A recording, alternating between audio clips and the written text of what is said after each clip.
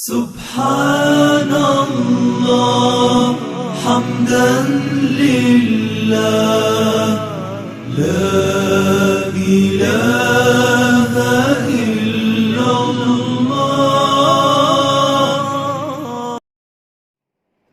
بسم اللہ الرحمن الرحیم.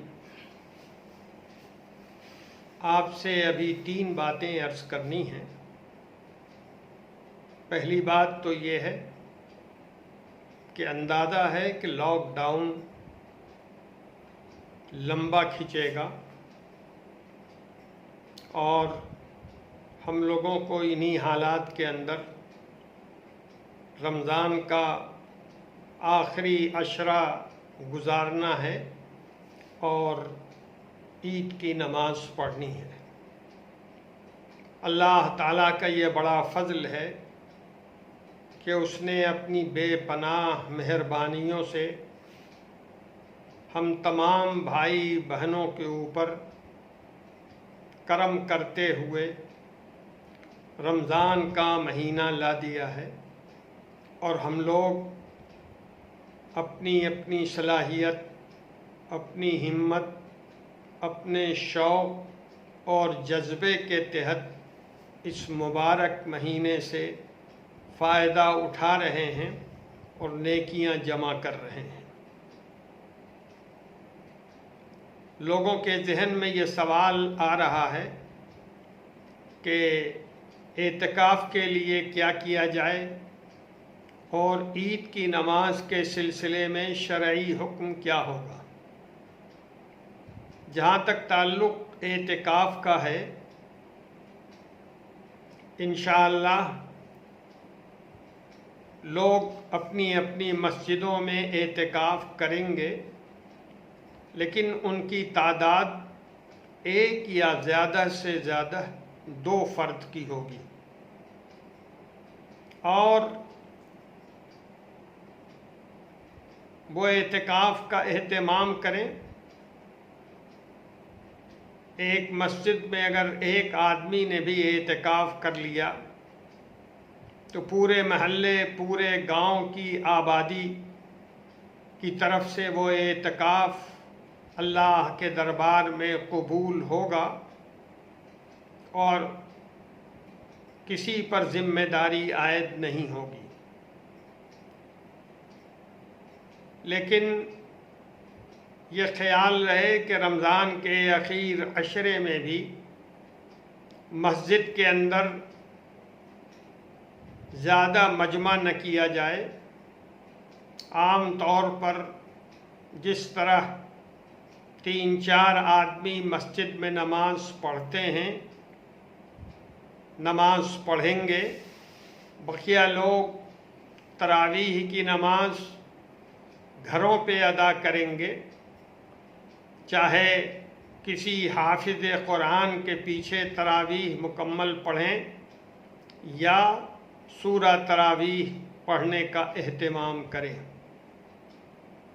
اسی طرح یہ بھی اندازہ ہے کہ عید کا موقع بھی لاک ڈاؤن کے اندر ہی آئے گا.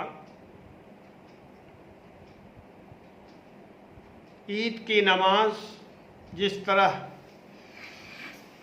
پڑھی جاتی رہی ہے، اس سال اس طرح پڑھنے کا موقع نہیں ہے. مسجدوں میں عید کی نماز جس طرح جمعہ کی نماز ابھی پڑھی جا رہی ہے 3-4 افراد کے ساتھ، اسی طرح مسجدوں میں عید کی نماز پڑھی جائے گی اور بقیہ لوگ عید کی نماز اپنے گھروں میں ادا کریں گے. یہ خیال رہے کہ عید کی نماز کی ادائیگی واجب ہے اور اس میں عید کی نماز کے بعد جو خطبہ دیا جاتا ہے وہ سنت ہے. اس کا بھی خیال رکھیے کہ عید کی نماز میں جو کم سے کم تعداد ہے وہ امام کو چھوڑ کر 3 آدمیوں کا رہنا ضروری ہے. اس لیے عید کی نماز جو پڑھی جائے ایک امام اور پیچھے 3 مقتدی ہوں اور نماز ادا کی جائے۔ گھروں میں جو لوگ نماز ادا کریں گے عید کی، وہ 2 رکعت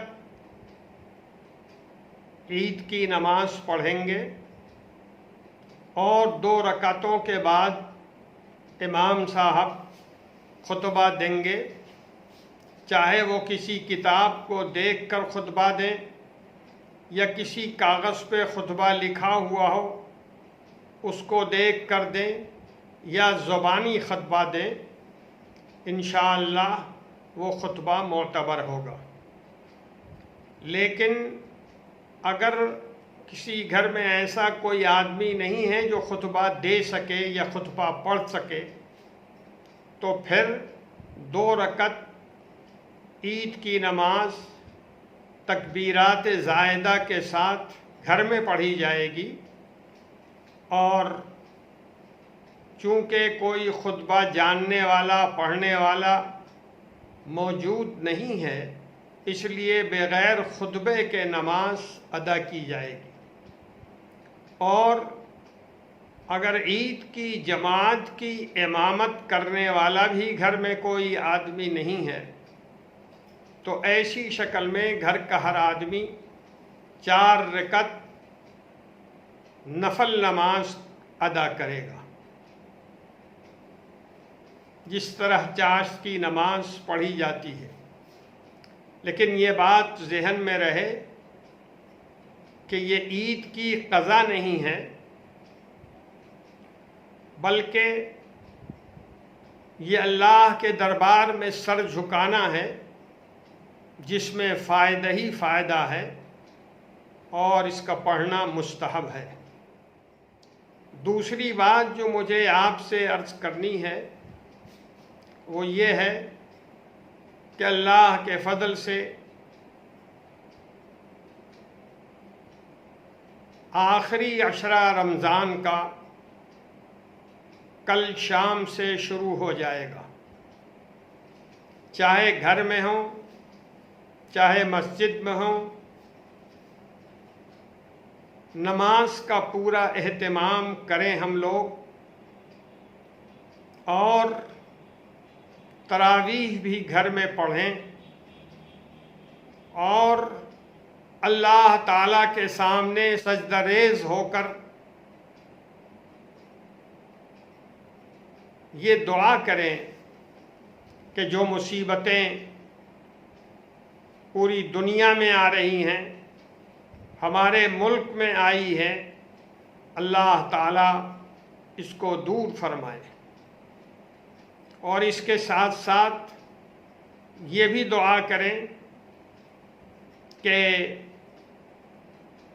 NPR اور NRC کے جو واقعی خطرات ہیں، اللہ تعالیٰ ہم لوگوں کو ان سے بھی دور رکھے اور ظالموں کو ظلم کرنے کا موقع نہ ملے۔ ہمیں اس کی بھی دعا کرنی چاہیے کہ اللہ تعالیٰ مسجدوں کے دروازے ہم لوگوں کے اوپر کھول دے۔ بڑے اہتمام سے اپنے لیے، اپنے گھر کے لوگوں کے لیے دعا کرنی چاہیے، اور مسجدوں کے کھلنے کی دعا کرنی چاہیے تاکہ ہم لوگ زیادہ اچھی تعداد میں نمازیں مسجدوں میں ادا کر سکیں۔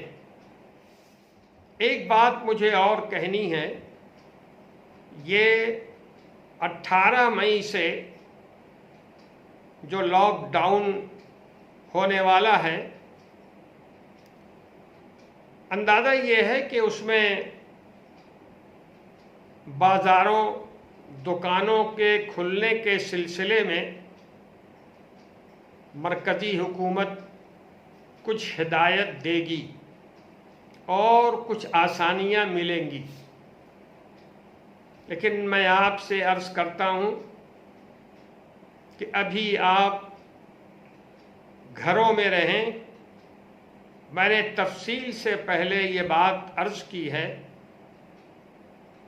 کہ آپ حضرات اور خاص طریقے پر ہماری بہنیں، ہماری بیٹیاں بازاروں میں نہ جائیں،